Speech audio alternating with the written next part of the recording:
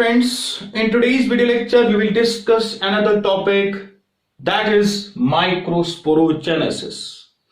Microsporogenesis, the process of formation of haploid pollen grains from the diploid pollen mother cell by the process of meiosis is known as microsporogenesis.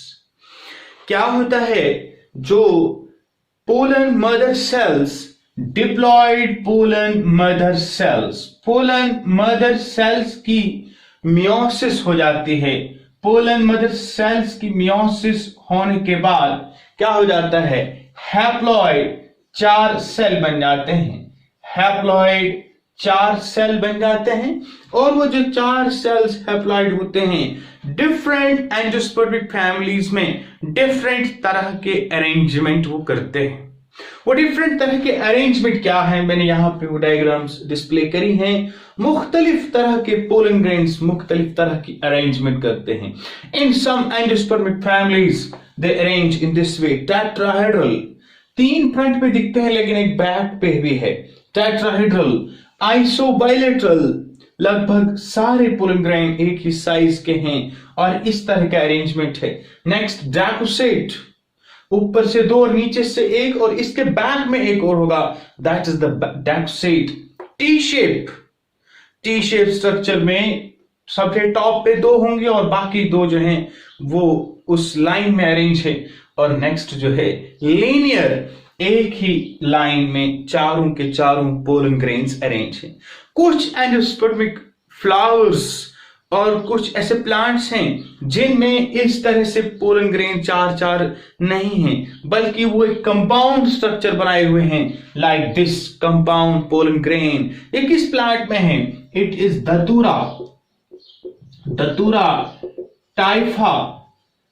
कुछ plants हैं दतूरा and टाइफा plant, उनमें pollen grain इस तरह के arrangement में हैं। इस तरह के स्ट्रक्चर को हम कंपाउंड पोलन ग्रेन कहते हैं। कुछ प्लांट्स ऐसे हैं, लाइक एक तरह का स्ट्रक्चर ऐसे है, that plant is known as calotropis. Calotropis plant है, उसमें इस तरह से पोलन ग्रेन, ये सेंट्रल डिस्क है, इस सेंट्रल डिस्क में इस तरह से 2 पोलिनियम लाइक स्ट्रक्चर्स अरेंज हैं, इसके अंदर पोलन ग्रेन्स हैं। तो यहां से पता चल जाता है कि डिफरेंट एंजियोस्पर्मिक फैमिलीज में ये पोलन ग्रेन डिफरेंट तरह का अरेंजमेंट करते हैं। ये जो पोलन ग्रेन है उसके स्ट्रक्चर को हम यहां पे डिस्प्ले करे हैं, इसके ऊपर बात करते हैं। याद रहे, पोलन ग्रेन, अभी अगर एक पोलन ग्रेन को उठाकर हम ले लें, लाइक ये एक पोलन ग्रेन यहां से हमने उठाया और इसको हमने जूम करके यहां देखने की कोशिश करी, ये कैसा है। इसमें एक सेंटर में न्यूक्लियस है और याद रहे ये हैप्लॉइड होता है, सेंटर में न्यूक्लियस है। This is cytoplasm and this is vacuole. और ये इसका सेंटर में न्यूक्लियस, एक बड़ा वैक्यूल है, साइटोप्लाज्म है। लेकिन बाहर से आप 2 लेयर्स देख रहे हैं। आउटर लेयर का नाम है एक्साइन और इनर लेयर का नाम है intine. Outer layer is known as exine and inner layer is known as intine. And ये जो स्ट्रक्चर्स हैं ये स्पाइन्स होते हैं एक्साइन के ऊपर। एक्साइन जो है, exine is the outermost layer of the pollen grain. ये exine outermost layer of pollen grain है। इसमें एक खास तरह का मटेरियल होता है, that is known as sporopollenin. That is known as sporopollenin. ये एक ऐसा सीमेंटिक मटेरियल है जो इस लेयर में हार्डनेस, टफनेस प्रोवाइड करता है, ताकि इसके ऊपर कोई एंजाइम, कोई और एजेंट अटैक न करे। और इसको हम कह सकते हैं कि एक प्रिवेंटिव लेयर है और प्रिवेंटिव मटेरियल है इस पोलन ग्रेन के लिए। और ये जो स्पाइन्स ऊपर से हैं ये इसलिए हैं कि पोलन ग्रेन जब कोई इसके ऊपर इंसेक्ट आए तो पोलन ग्रेन उसके साथ स्टिक होकर ये पॉलिनेट हो जाए। तो एग्जाइन जो है outermost layer of pollen grain है और इसमें खास तरह का मटेरियल है, that material is known as sporopollenin. That material provide the hardness, toughness to the pollen grain, और we can say rigidity to the pollen grain. उसके अलावा इनर लेयर जो है इसका नाम इंटाइन है। इस इंटाइन में उतना हार्डनेस नहीं है, और इस इंटाइन के अंदर एक मटेरियल है, that material is known as pectocellulose. That material is known as pectocellulose. Pectocellulose is the material. एक बात और याद रहे, ये जो एक्साइन होती है एक खास जगह है, वहां पर एक्साइन नहीं होती है। उस स्ट्रक्चर को जर्म पोर कहते हैं, जर्म पोर। उस जर्म पोर से बाद में जब इसकी डेवलपमेंट होती है तो पोलन ट्यूब वहीं के उस पोर के थ्रू अराइज होती है। This is all about the pollen grain. एक बार और रिपीट करते हैं, पोलन ग्रेन का स्ट्रक्चर है, हैप्लॉइड पोलन ग्रेन है, इसमें न्यूक्लियस सेंटर में है, साइटोप्लाज्म के साथ एक वैक्यूल भी है, और दो लेयर्स होती हैं। Outer layer is known as exine, inner layer is known as intine. Outer layer में एक खास तरह का मटेरियल है, that is known as sporopollenin, और इनर लेयर में material that is known as pectocellulose. Sporopollenin hardness, toughness और rigidity इसको प्रोवाइड करता है, और एक्साइन पूरे यहां कवर नहीं है, एक रीजन है that is known as germ pore, उसके थ्रू पोलन ट्यूब डेवलप होती है। This is all about the pollen grain. This is the pollen grain, pollen grain का जनरल स्ट्रक्चर। अब यहां से आगे बात करते हैं डेवलपमेंट की, किस तरह से ये फर्दर डेवलपमेंट इसकी होती है।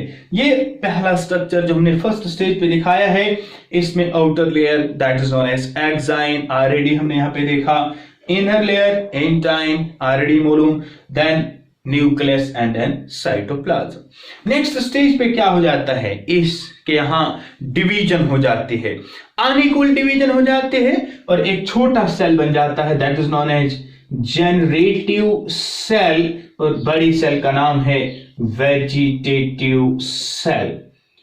छोटे सेल का नाम जनरेटिव सेल और बड़े सेल का नाम वेजिटेटिव सेल। जनरेटिव सेल में ज्यादा साइटोप्लाज्म है, वेजिटेटिव सेल में ज्यादा साइटोप्लाज्म और जनरेटिव सेल में बहुत कम साइटोप्लाज्म। बहुत सारी angiospermic families, almost 60% angiospermic families में जो पोलन ग्रेन की डिहिसेंस होती है वो इस बाई सेल स्टेज पे होती है।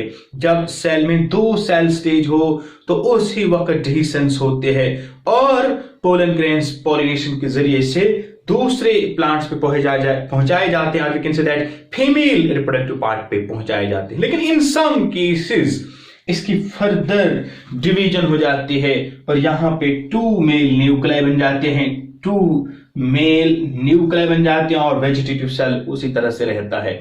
और फिर जैसे कैसे अगर 3 सेल स्टेज हो या 2 सेल स्टेज हो, बहरहाल ये pollen grain female reproductive part पे पहुंचाया जाएगा, और कहां पे पहुंचाया जाएगा, with in the surface of stigma, stigma की सरफेस पे पहुंचाया जाएगा। और यहां पर जब पोलन ग्रेन लैंड करेगा इस स्टिग्मा के सरफेस पे, याद रहे स्टिग्मा की सरफेस जो है लिटिल बिट वहां पे हाइड्रेटेड मींस वाटर होता है वगैरह वगैरह। तो वो ये जो पोलन ग्रेन यहां पे लैंड किया हुआ है, 2 सेल स्टेज हो या 3 सेल स्टेज हो, यहां पर लैंड करने के बाद ये वाटर वगैरह एब्जॉर्ब करेगा, हाइड्रेटेड होने के बाद तो यहां से क्या हो जाएगा, इंटाइन की ग्रोथ होनी शुरू हो जाएगी, और इंटाइन इस तरह से आगे की ओर बढ़ेगी, तो और वो यहां इस तरह से डाउनवर्ड ग्रोथ करेगा और ये पोलन ट्यूब बन जाएगी।